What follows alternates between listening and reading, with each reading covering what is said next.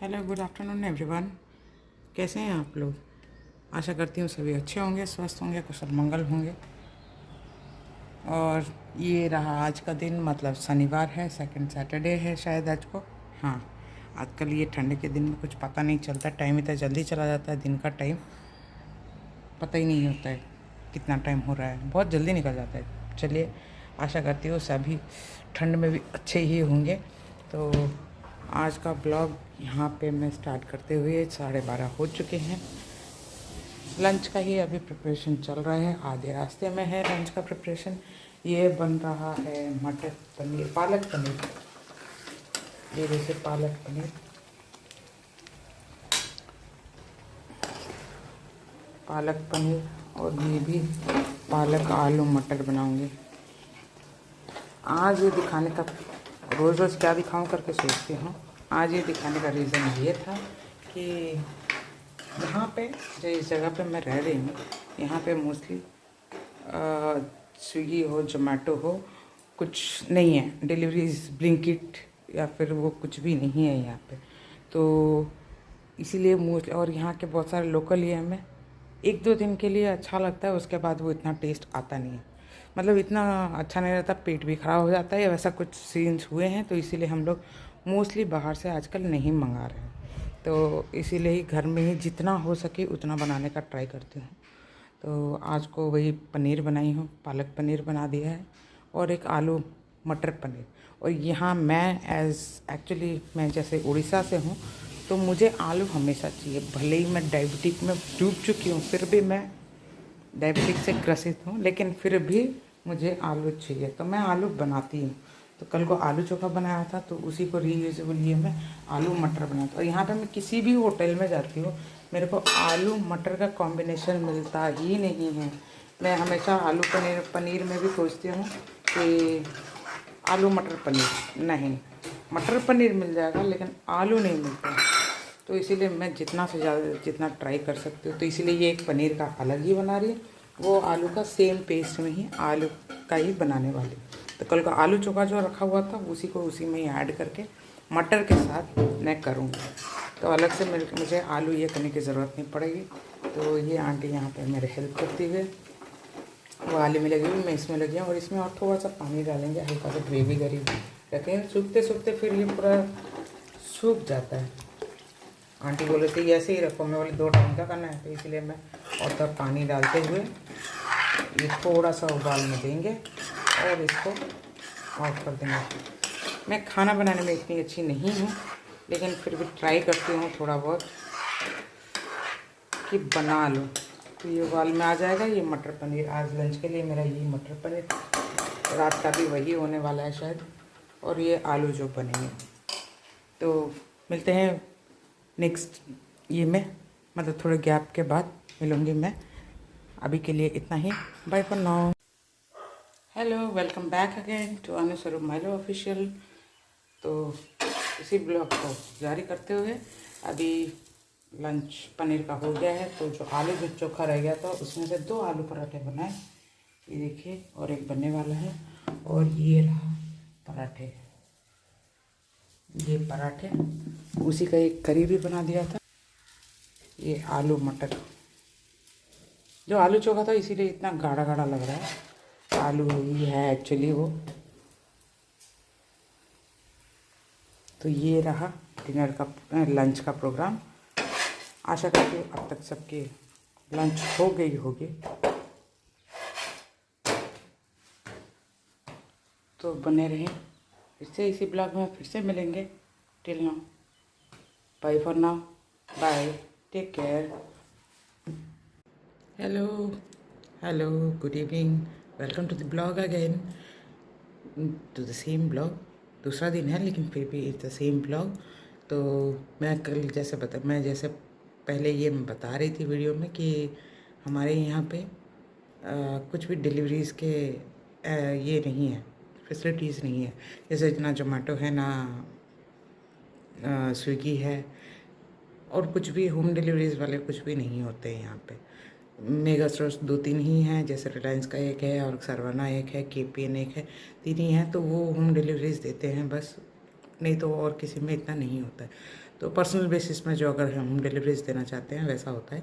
लेकिन जैसे Blinkit facilities जैसे हैं ब्लिंकिट और ये सब वो सब नहीं है यहाँ पे, जोमेटो फूड सर्विसेज नहीं होते।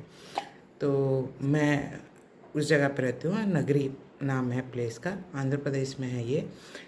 ये एक्चुअली तिरुपति से कुछ 35 या 40 किलोमीटर पड़ेगा, 40 किलोमीटर पड़ेगा। रेणुगुंटा तो सुने, अगर सुने होंगे आप लोग तो तिरुपति सुने हैं तो रेणुगुंटा सुने होंगे जो फ्लाइट यूज़ करते हैं।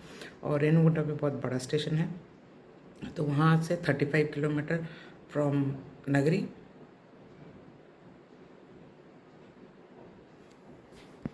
सॉरी, कॉल आ गया था इसलिए जाना पड़ा था, मतलब कॉल अटेंड करना पड़ा, इसलिए मैं फिर से स्टार्ट कर रही हूँ उसी को। तो यहाँ पे जिस जगह पे मैं रह रही हूँ उसका नाम नगरी है, जैसे मैंने बता दिया था। नगरी एक छोटा सा टाउन है, पॉपुलेशन को 62,000, मतलब अकॉर्डिंग टू 2011 डाटा के हिसाब से। अब तक तो उसमें वही दिखा रहा है। आप लोगों के लिए मैंने इन्फॉर्मेशन निकाला है, मैं भी इतने दिन से कभी इतना ध्यान नहीं दे रही थी। तो 62,000 2,253 पॉपुलेशन है। और छोटा मोटे वाटरफॉल हैं, छोटे मोटे वाटरफॉल जैसे कैलाश कोना टाइप का है, कैलाश कोना है, तो हिल फॉरेस्ट है। तो यहाँ पे ये चित्तूर डिस्ट्रिक्ट में आता है, मंडल हेडक्वार्टर है ये। और यहाँ पे मोस्टली पहले तो बहुत ज़्यादा फेमस था कॉटन प्रोडक्ट्स के लिए, मतलब साड़ीज़ और लुंगीज़ के लिए, लुंगी जो बनाते हैं वाइट वाले, तो वो उसके लिए है। तो ये बहुत ही छोटा सा जगह है, तो यहाँ पे इतने फैसिलिटीज़ नहीं है। तो नगरी अगर आप लोग कभी नया सुन रहे हैं तो कभी अगर आ रहे हैं, चेन्नई से तो 100 किलोमीटर ही पड़ता है नगरी। बहुत ही छोटा जगह है, पीसफुल जगह है, शांत है, छोटे मोटे चीज़ें फैसिलिटीज़ तो मिल ही जाती है।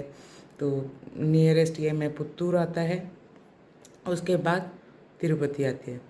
तो तिरुपति मोस्टली हम लोग का वही होता है कि कुछ हॉस्पिटल चला जाना होता है या फिर कहीं बड़े हॉस्पिटल जाना होता है, इधर चेन्नई जाना पड़ता है या फिर तिरुपति। तो और बड़े होटल या रेस्टोरेंट जाना पड़ता है।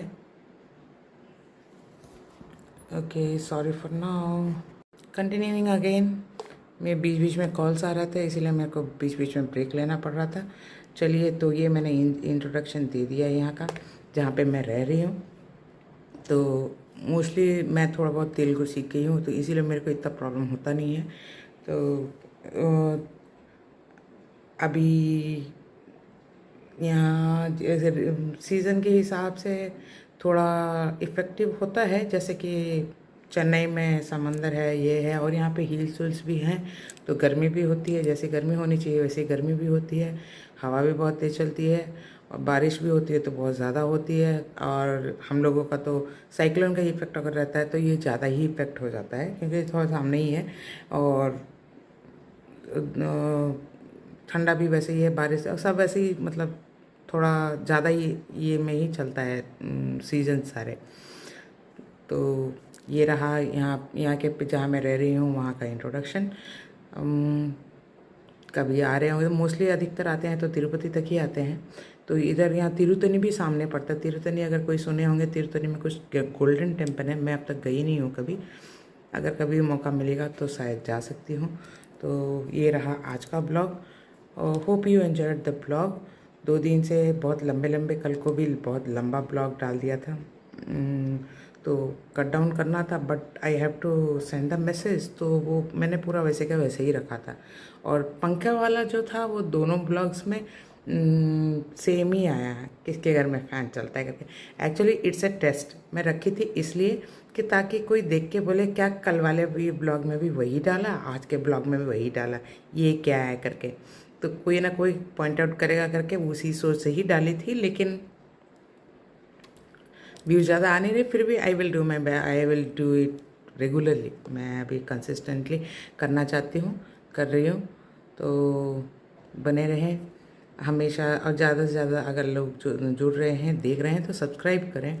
सब्सक्राइब करके लाइक विद बेल आइकन का प्रेस करें, ताकि नोटिफिकेशन आपको जाती रहे। शॉर्ट्स और वीडियोस या फिर पोस्ट जो भी आते हैं उसमें लाइक और कमेंट करके सपोर्ट करें। Thank you for everything, thank you each one of you जिन्होंने मुझे सब्सक्राइब किया है, अपना लव एंड सपोर्ट दिया है। जो नहीं भी दे रहे हैं उनको भी thank you, it means a lot. तो आशा करती हूँ मेरे ब्लॉग्स आपको थोड़े बहुत अच्छे भी लग रहे होंगे। I will try my best to improve. तो एवरीडे एक होप के साथ कि अच्छा से अच्छा बनाती रहूँ। Thank you for now and thanks for watching. Take care. और क्या है, और क्या क्या बोलते हैं यार, सब्सक्राइब बोल दिया, लाइक और कमेंट कर दीजिएगा, शेयर कर दीजिएगा।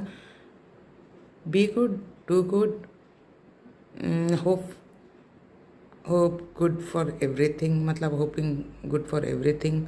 सब अच्छे रहें, स्वस्थ रहें, और जो जिनके कुछ प्रॉब्लम भी हैं तो भगवान करे उनको आशीर्वाद दें सहन करने के लिए, या फिर वो जिस भी प्रॉब्लम से जुड़ जा रहे हैं उनको हेल्प करें भगवान।